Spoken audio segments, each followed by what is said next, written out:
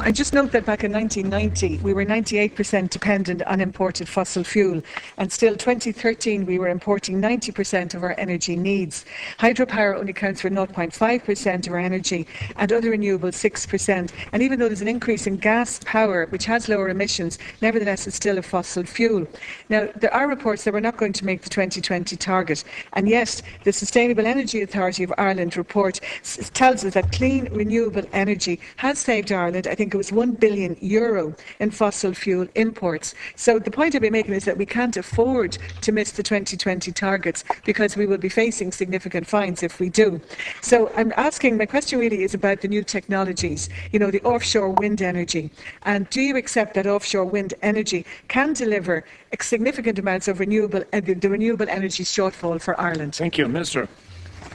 Yeah, I mean, look, you're correct in your observation in relation to reliance on fossil fuels, and the statistics back up that observation. And we're taking coal from Poland, we're taking coal on ships from Colombia, and that's the reality of the world we live in. And with the price of oil being so low at the moment, the consumer-led consumption of that product from an economical point of view, it's great that it's cheaper for people, but at the same time we still have to keep the focus on renewables. And that's why we have to be as proactive as ever through our university sectors in relation to the progression of offshore wind, in relation to hydro, in relation to tidal wave. And while that is going on within the research and development within the universities, and they work very closely with industry, I think we really have to up the ante there. And I know one particular submission coming into the white paper is looking at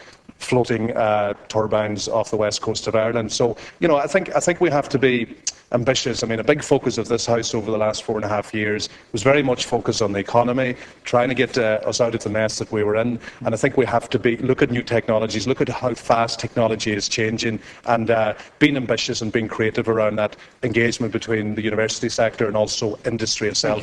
And government has to support that in whatever way possible.